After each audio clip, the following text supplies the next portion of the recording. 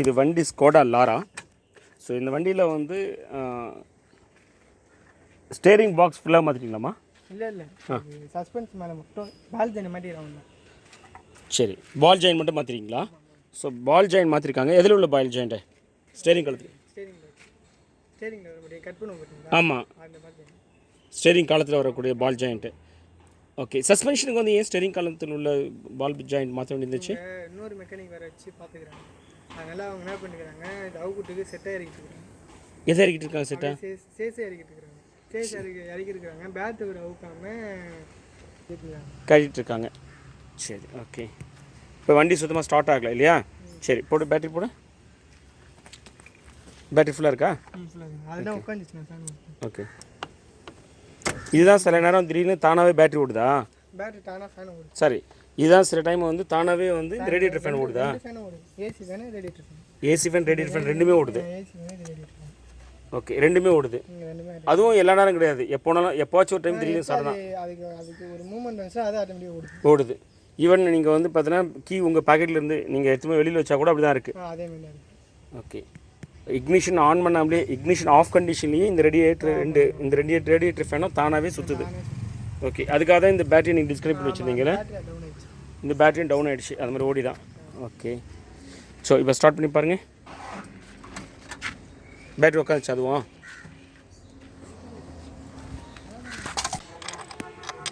இது ஸ்மோட பேட்டரியாக தந்தது. Okay, so இப்போ ஸ்மோட பேட்டரி வந்து கனெக்ட் பண்ணியிருக்காங்க.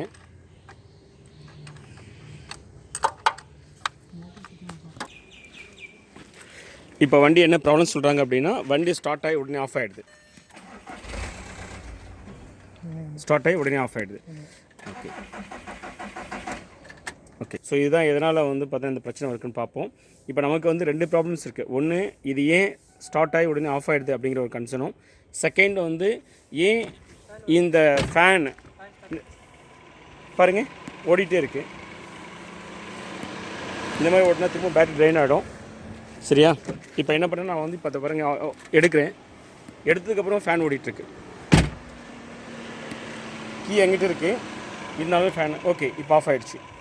இக்னிஷன் ஆன் கண்டிஷனில் ரேடியேட்டர் ஃபேன் சுற்றவே கூடாது. ரேடியேட்டர் ஃபேன் சுற்றிச்சு. ஸோ இப்போ ஆஃப் பண்ணி எடுத்துட்டேன், ஆஃப் ஆகிடுச்சு. ஆனால் ஒரு சில கண்டிஷனில் என்ன சொல்கிறாங்க அப்படின்னா, இந்த கீ எடுத்தாலுமே கூட சுற்றிக்கிட்டே இருக்குது அப்படிங்கிறாங்க. கரெக்டாக சுற்றிகிட்டே இருக்காங்க.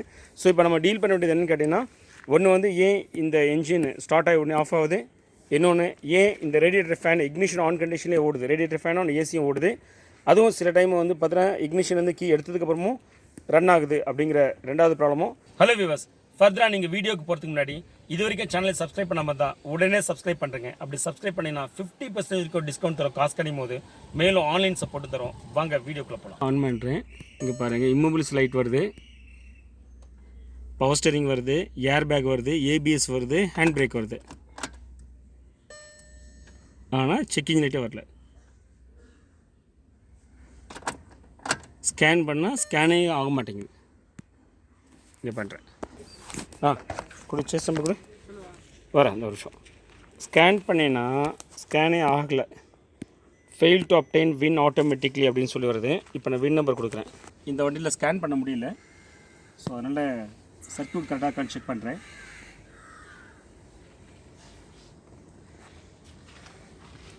ஸோ கிரவுண்டும் கரெக்டாக இருக்குது, பேட்ரி பவரும் கரெக்டாக தான் இருக்குது. இப்போ என்ன பண்ணேன், நான் வந்து கேன் கம்யூனிகேஷன் செக் பண்ணி பார்த்துறேன். கேன் கம்யூனிகேஷனில் எந்த விதமான சிக்னல்ஸும் வரல. இந்த வண்டியில் கார் ஸ்கேன் பண்ண முடியல, ஏன்னா ஓபிடி வழியாக கேன் கம்யூனிகேஷன் கிடைக்காதனால இப்போது இசிஎம்லேருந்து வரக்கூடிய அந்த கேன் கம்யூனிகேஷன் நெட்வொர்க் எடுத்துகிட்டு போயிட்டு I have joined like this, இந்த மாதிரி. ஸோ ஓபிடி எதுவுமே கனெக்ட் பண்ணிவிட்டேன். இப்போ கார் ஸ்கேன் பண்ணுறேன். கார் ஸ்கேன் ஆகுதான் செக் பண்ணுவோம். இப்போ கார் ஸ்கேன் பண்ணுறேன். கார் ஸ்கேன் பண்ணால் கார் ஸ்கேன் ஆகுது. இதுதான் வந்து வின் நம்பர். 1.9 லிட்டர்ஸ் என்ஜின் இது. சார் கார் ஸ்கேனிங்க்கு இவ்வளோ தூரம் ஆகிடுச்சா சார்? இல்லை சார், இவ்வளோ கஷ்டப்பட வேண்டியது ஆகிடுச்சு. இல்லை சார், ஸ்கேனிங் வந்துடுச்சா? இப்போ வந்துடுச்சு. Data bus drive time missing. இப்போது ஸ்கேன் பண்ணினதில் data bus drive time missing message. Central electric கண்ட்ரோலில் data bus drive time missing message from AC control module. Data bus drive ட்ரெயினில் missing message central electric control. Data bus drive train missing message from AC control module. Engine control module disabled, completely இந்த ECM வந்து disable இருக்குது. Fan 1 control circuit open circuit or short circuit ground. Fuel temperature sensor A circuit high input.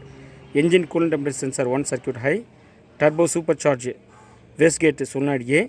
Intake manifold flap change over valve open. So இவ்வளோ error codes இருக்குது. So எல்லா error கோடையும் clear பண்ணியாச்சு. So engine electronics again I will do it. read etc. again இவ்வளோ error கூட உட்காருது. Data bus drive ட்ரெயினில் problem இருக்குது.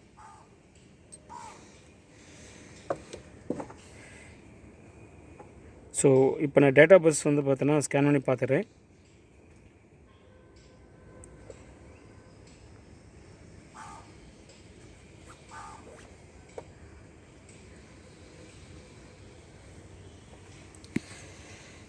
Data bus scan பண்ணிகிட்ருக்கேன்.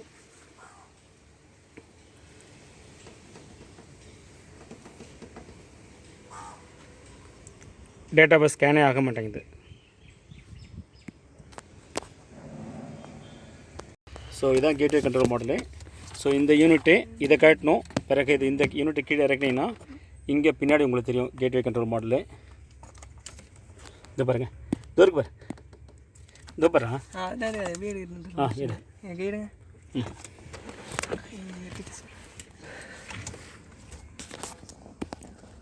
Right, okay, super. இதுதான் வந்து கேட்வே கண்ட்ரோல் மாடலு. இப்போ நம்ம இதை அக்சஸ் பண்ணிட்டோம். இதை பார்த்துக்கிறேன் உங்களுக்கு. இது கைடுங்க எப்படி தெரியுது? எப்படி தெரியும் உனக்கு?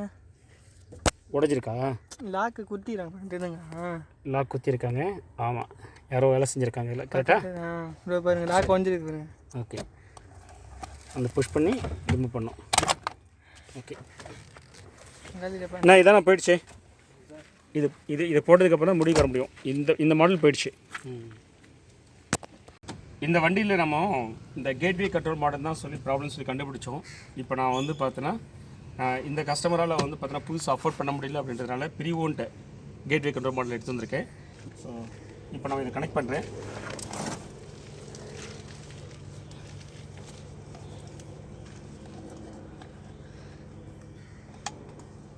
ஸோ இதை கனெக்ட் பண்ணிட்டேன். ஸோ அவங்க செக் பண்ணிடலாம் ப்ராப்ளம் சால்வ் ஆகிடுச்சா இல்லையா. பேட்டரி மாடல் பேட்டரி மாடல் மறக்காமல் இந்த வேலை செய்யும் போது பேட்டரியை டிஸ்கனெக்ட் பண்ணிட்டு தான் பண்ணணும். இப்போ நான் பேட்டரி டிஸ்கனெக்ட் பண்ணிட்டு தான் இப்போ இந்த கண்ட்ரோல் மாடலை நான் சேஞ்ச் பண்ணேன். ஸோ நீங்களுமே வந்து பார்த்தோன்னா அந்த மாதிரி தான் பண்ணணும். ஸோ இப்போ நான் வண்டியை ஸ்டார்ட் பண்ணுறேன். வண்டி ஸ்டார்ட் ஆகிட்டு தான் பார்ப்போம். இதுக்கு முன்னாடி வந்து பார்த்தீங்கன்னா நான் இங்கே வேணா இதுக்கு முன்னாடி இங்கே செக் இன்ஜின் லைட் எரியாது. இப்போ நான் இந்த கேட்வே கண்ட்ரோல் மாடல் போட்டதுக்கப்புறம் செக் இன்ஜின் லைட் எரிதான் செக் பண்ணுறேன். சூப்பர், செக் இன்ஜின் லைட் எரியுது தெரியுதுங்களா? எஸ். ஸோ முன்னாடி செக் இன்ஜின் லைட் எரியாது. திரும்ப ஒரு டைம் செக் பண்ணி ஆன் பண்ணுறேன். திரும்ப ஒரு டைம் சுவிட்ச் ஆஃப் பண்ணி ஆன் பண்ண பாருங்கள், செக் இன்ஜின் லைட் பக்காவே எரியுது. ஸோ இப்போ நம்ம ஸ்டார்ட் பண்ணி பார்த்துலாம். ப்ராப்ளம் சால்வ் ஆகிடுச்சா செக் பண்ணிடலாம். பக்கா வண்டி சூப்பராக ஸ்டார்ட் ஆகிடுச்சு.